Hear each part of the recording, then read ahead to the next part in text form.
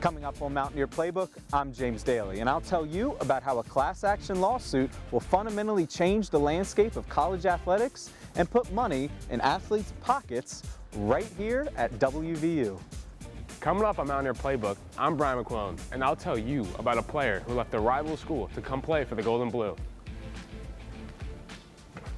I'm Trey Steyer, and I'm here to tell you about the success of the WVU men's soccer team, including their victory in the Sun Belt Tournament. Mountaineer Playbook starts now.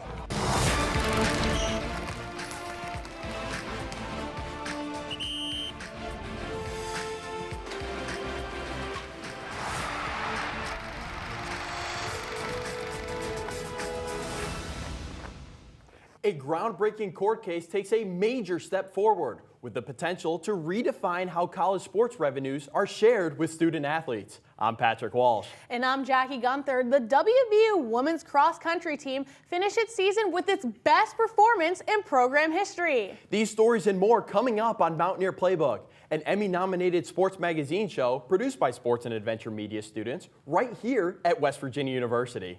WVU is on the hunt for a new head football coach after firing Neil Brown. The news came December 1st, a day after WVU suffered a 52-15 loss to Texas Tech. The loss left WVU with a 6-6 record in the regular season.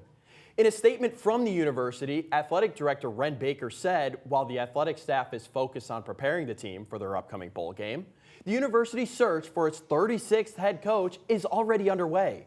And he is, quote, confident we will have an outstanding pool of candidates, end quote. Brown had been with WVU for 6 seasons. The WVU men's soccer team ended their season with a disappointing loss on November 24th in the NCAA tournament, Patrick.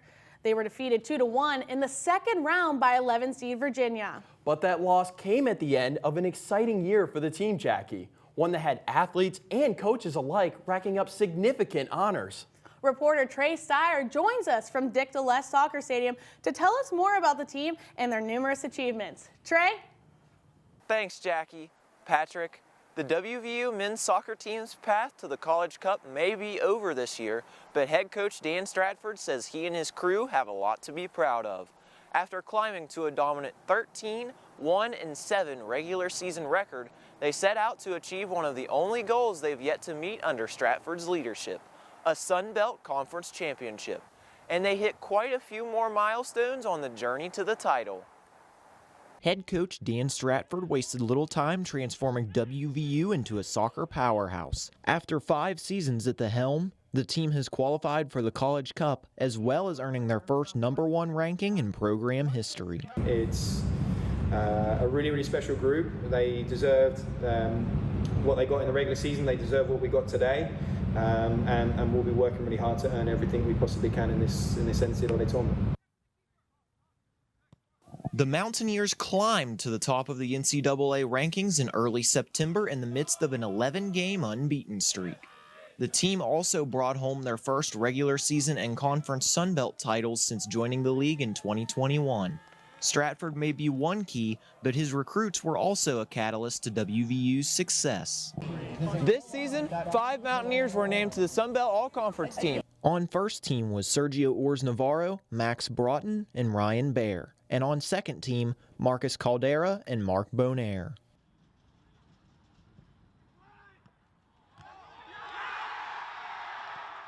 For Ors-Navarro, the 2024 season was the culmination of hard work. The Spaniard was named Sun Belt Player of the Year after racking up 12 goals in the regular season. He added 2 more in the Sun Belt tournament. Fifth-year senior Ryan Baer also made history. The North Carolina native set the program record for most career starts when they faced Kentucky on November 13th. You know, we talked about it at the start of the year that we wanted to do something special this year as a team, and I really felt like everyone's kind of bought into that. I think it's the first time ever that we've ever won the regular season and the tournament championship. And look, yeah, I put so much trust in the Strats, and then, you know, I've just been rewarded with it. And Stratford has seen the payoff too. He was named the Sun Belt Conference Coach of the Year. It wasn't all losses in the NCAA tournament for the men's team either. As the Sun Belt Conference champions, WVU had home field advantage in the first round and took down North Florida here at Dick Bless Soccer Stadium with a 2-1 final score. Jackie, Patrick, back to you at the Waterfront Studio. Thanks, Trey. The men's soccer team isn't the only program at WVU to gain national attention this winter, Jackie. The women's cross-country team is also setting program records. The team clinched the runner-up spot in the NCAA Championships on November 23rd in Wisconsin. 7 women raced for WVU, and it was senior Kaylee McCabe who helped lead the team to second-place finish. McCabe finished 6th overall with a time of 19 minutes and 41 seconds. The finish helped her reach first-team All-American honors for the 9th time in her running career. The cross-country team's finish marks the highest for a WVU program since the rifle team placed second at its NCAA championships in March. A 2024 report found more than 31,000 student athletes entered the transfer portal the year before, but only 45% successfully changed programs.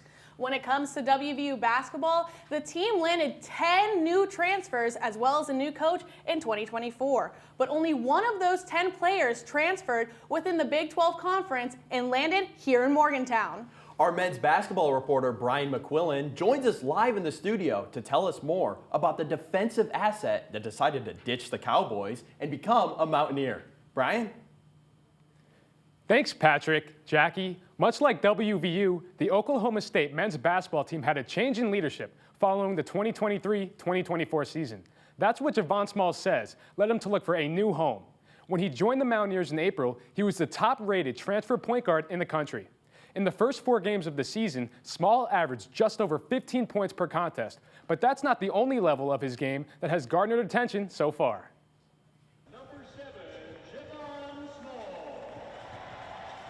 After bringing in a completely new roster this offseason, the WVU men's basketball team made a strong addition at point guard with Javon Small.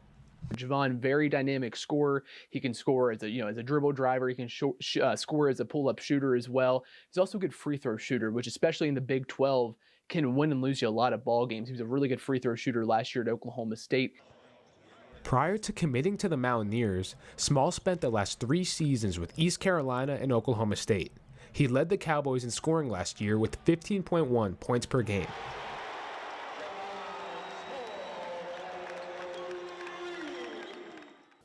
While Small ranked 9th in rebounding and 10th in minutes played, it was his free throw shooting that got people's attention.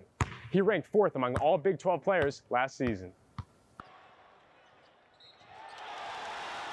Even though it's his 3rd school in just 4 years, Small says the adjustment will not be difficult. Honestly, it's all the same. All 3 are college towns, very small towns, not much to do. Like I said, I just play video games, stay in my house, and go to the gym. Throughout his career, Small has picked up several awards, including all Big 12 honorable mention. He will look to add on even more accolades in Morgantown. Javon, he had success at East Carolina prior to the injury. He had success last year at Oklahoma State. And this year, so far, early returns are positive. So, yeah, it seems like he's just a guy who consistently gets better. Small will have the chance to help the Mountaineers bounce back off one of their worst seasons in program history. The Mountaineers spent the Thanksgiving holiday in the Bahamas, competing in the Battle for Atlantis tournament. Small averaged more than 23 points per game during the 3-day tournament and helped the Mountaineers finish 3rd overall. Small will face his former team in January when the Cowboys come to the Coliseum for WVU's Big 12 home opener. Thanks, Brian. Small may be one of the newest names Mountaineer basketball fans are learning this season, but it's Chance of Quinterly, Patrick, that have filled the Coliseum for 4 years now. That's right, Jackie. And senior guard J.J. Quinterly is once again excelling on the court this season. Honors started stacking up for Quinterly before play even started this year. She was placed on the Naismith Women's College Player of the Year preseason watch list, the Ann Myers Drysdale Shooting Guard of the Year preseason watch list, and was one of just 3 unanimous picks to the All-Big 12 preseason team. Quinterly averaged nearly 20 points per game last year and finished with 97 steals, which is the 5th most in a single season in program history. Reporting from the New York Times earlier this year estimates some of the country's top student athletes like Quinterly will make nearly $2 billion in name image and likeness deals in 2024. These NIL deals allow athletes to monetize their success outside of their program scholarships, making money off of the sale of their jerseys, their appearance in a video game, or their endorsement of a product, like a restaurant or a sports drink. But the preliminary settlement of a class action lawsuit is about to make paying student athletes a lot more complicated. Our sports culture and economics reporter James Daly joins us live in the studio to break it all down. James? Thanks, Jackie. Patrick, House versus NCAA was originally filed in 2020 to address a range of student-athlete payment issues. Among them was revenue sharing. Student athletes involved in the case argue they should receive a portion of the money their universities make off conference deals and in their athletics budgets. And now athletes are one step closer to receiving those payments. House vs. NCAA is a class action lawsuit that impacts student athletes who played from the fall of 2016 to today. The preliminary settlement requires schools to compensate these athletes at a total of more than $1 billion. It has changed a lot, and candidly, it's changed a lot really since 2020. From the time COVID hit until today, there's been more change than probably all the other years I've been in this business combined. So it is, it's a new way of doing things and a different business than it's ever been. The proposed settlement means that athletes that compete right here inside the WVU Coliseum and right here at Kendrick Family Ballpark, and football players that slap this block of coal right here at Milan Puskar Stadium will all receive compensation from the university. Each school will share $21 to $22 million each year with athletes, or the average annual revenue of a modern-day power conference school. But WVU's current athletic budget is among the bottom third of all Power 4 institutions and near the bottom of the Big 12. And the amount of revenue required to be shared is expected to increase 4% each year. That means WVU could struggle to keep up.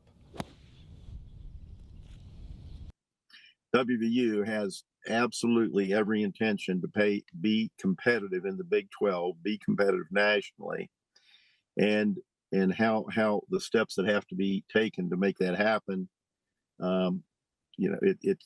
It's brand new, so they're working on it, I think, like all the other schools. Each individual school will decide how they distribute their revenue share. But it's not clear yet if the settlement will also require the schools to comply with Title IX in the distribution, which regulates sexual discrimination on college campuses. Our goal is to not negatively impact any sport. And besides that, I think it's still to be determined how that's all going to look. But we want to continue to support those Olympic sports that aren't generating the revenue as much as we can. But it's a brave new world, so still a lot to be determined. The final approval hearing for the preliminary settlement is scheduled for April 2025. If the preliminary settlement is approved, payments to student athletes impacted by the ruling could start as soon as May 2025. Thanks, James. Coming up on Mountaineer Playbook, we take a closer look at how Mark Kellogg is planning to lead the women's basketball team on another postseason run. Plus, a WVU student gets called up to the mic to live out his sports broadcasting dream. We'll have that story and more for you right after the break. Don't go anywhere. It's not often WVU students get to take this seat. I'm Patrick Walsh, and after the break on Mountaineer Playbook, I'll tell you about the Mountaineer who's making history. Quiet and ready in control room. 3, 2, 1. Fade in bumper. WVU News is local, in-depth, and always on the move for you.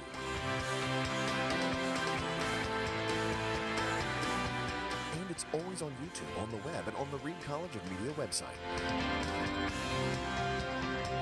A national first place Emmy Award-winning college newscast, taped at the Waterfront Studio at West Virginia University.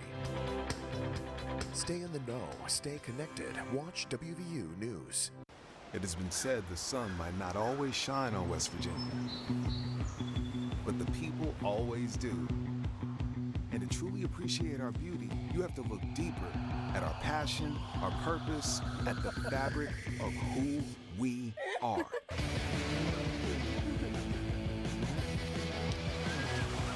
because it's always a great day to be a Mountaineer. Wherever you may be, let's go!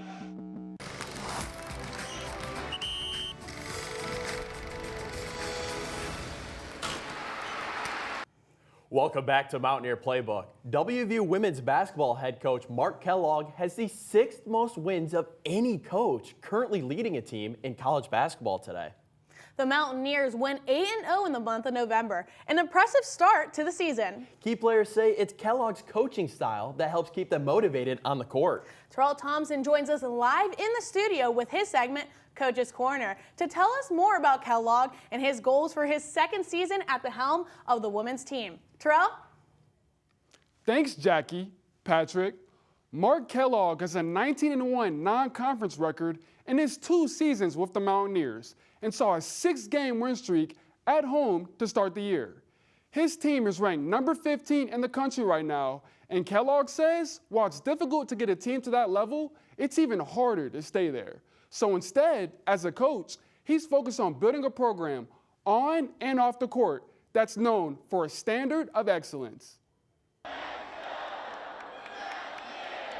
The WVU women's basketball team have quickly emerged themselves as one of the top basketball programs in the country under Mark Kellogg's leadership. The head coach says he was excited to start the season as expectations were high for his experienced Mountaineer team. We want to go down as the best team that's ever played here, for women's basketball. And we're okay talking like that, but I still think at the same time we need to keep the chip on our shoulder and understand that it's a lot to ask. The Mountaineers are coming off of a 25-8 season where they made it to the 2nd round of the NCAA tournament. Those 25 wins mark the most in a single season by a first-year head coach in program history. Kellogg has had 8 consecutive 23-win seasons in his tenure as a Division I women's basketball coach. But this season, he hopes to lead the Mountaineers to not their 1st, 2nd, but 3rd straight NCAA tournament appearance. Kellogg previously coached at Stephen F. Austin, where he led the Lady Jacks to 6 straight postseason appearances. He won back-to-back Coach of the Year honors in 2021 and 2022.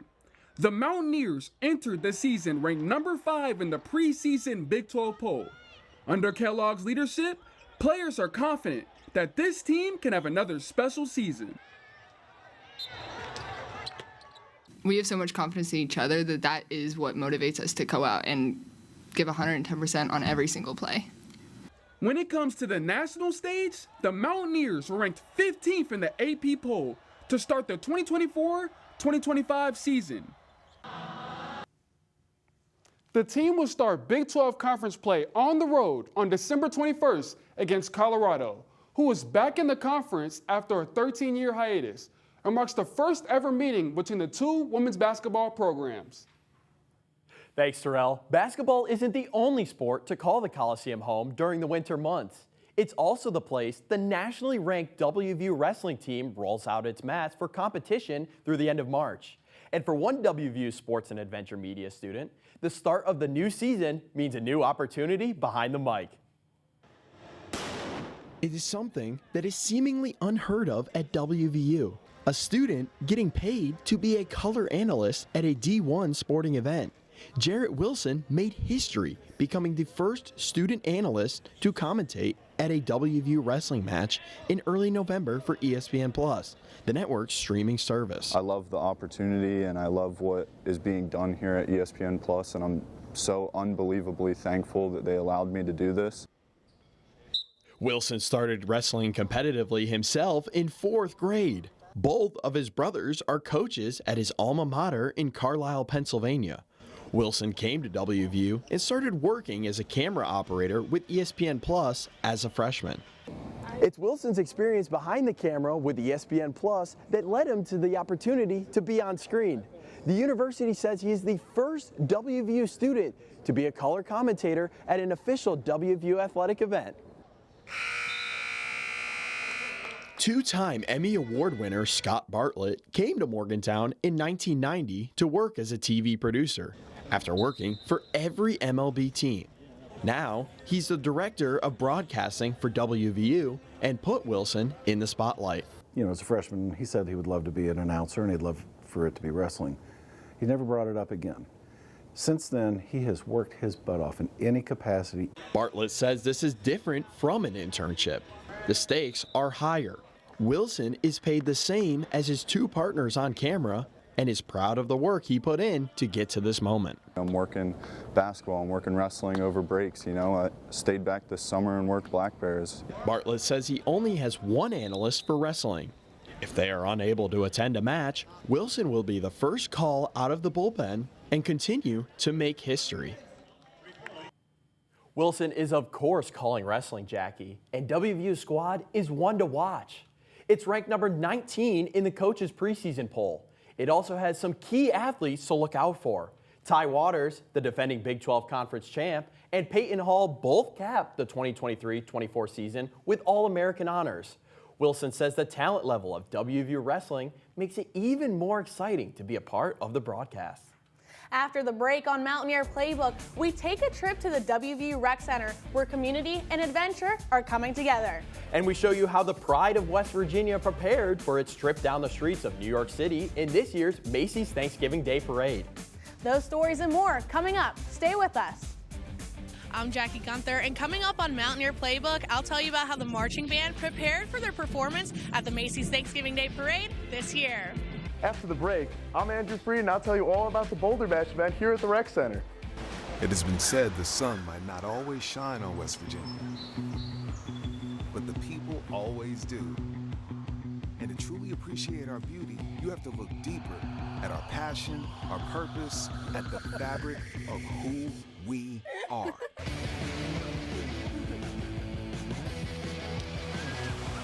Because it's always a great day to be a Mountaineer. Wherever you may be. Let's go!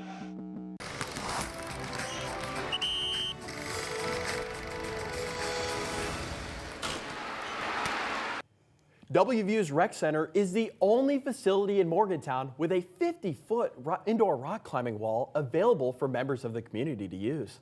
Adventure WVU offers Climb and Connect classes through the university for students at the facility, but also for people in Morgantown who are interested in challenging their physical limits and improving their holistic well-being through exercise. The organization also hosts competitions, Jackie, where anyone can sign up to compete.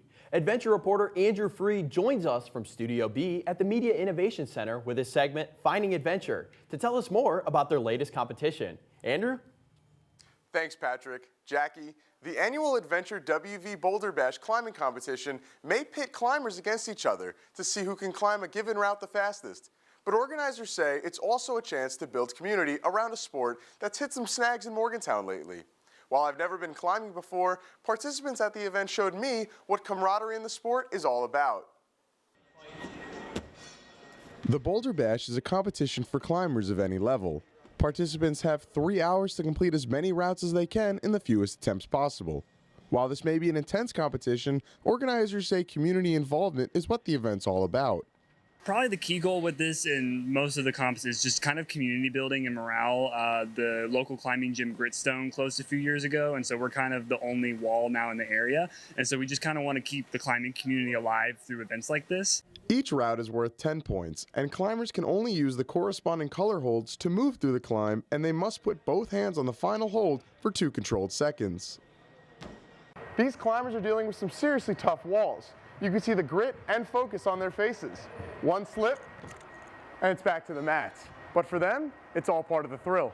With such an extreme sport like rock climbing, you have to be at your physical best. And for some, taking the climb can help you get there. I started rock climbing when I was in Boy Scouts as a kid, and then I kind of fell out of it, and then I got back to school here, and I had torn my meniscus in my knee, and climbing was a way to rehab that and get me back on my feet, because it happened right before I left for school, and so I kind of was hobbling around Morgantown until starting this. Essenmacher says he plans on participating in future Boulder events here at WVU. As the rock climbing community continues to grow here in Morgantown, Tuggle is hopeful for the future of these events here. If you missed the Boulder Bash, don't worry. WVU also hosts a Mountaineer climbing competition in the spring. Visit the link at the bottom of your screen to learn more about WVU's climbing classes or upcoming events. Jackie, back to you at the Waterfront Studio. Thanks, Andrew. The 330-person Pride of West Virginia was one of just 11 marching bands chosen to walk the streets of New York for this year's Macy's Thanksgiving Day Parade. Before they made the trip to New York, I got the chance to follow some of the band members as they prepared for this exciting holiday performance. For many people across the country, the Macy's Thanksgiving Day Parade is the start of the holiday season. But for the WVU Marching Band, it's the culmination of a year of preparation.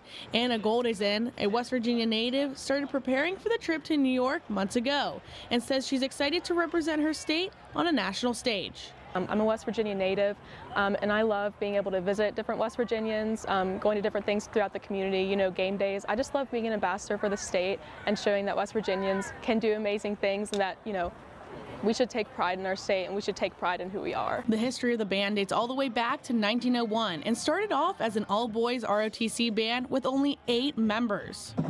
This will be the band's second time performing in the Macy's Thanksgiving Day Parade, with the first time being back in 2016. The bands that perform in the parade are selected by the Macy's Parade Band Committee based off their stage presence, musical abilities, and marching abilities. The band's graduate assistant, Mallory Williams, says the band is deserving of their spot in the parade. I think they give so much to the state. It'll be nice to see them in a different state, giving to like the whole nation to see. After years of hard work perfecting her craft, Goldisen says performing at the parade is a dream come true. It's absolutely a dream come true. I think since I've been marching and probably since I've been a little girl, it's just been a dream of mine. It almost makes me emotional talking about it, you know, being able to represent West Virginia. The parade this year is one for the books, and the marching band will forever be a part of its legacy.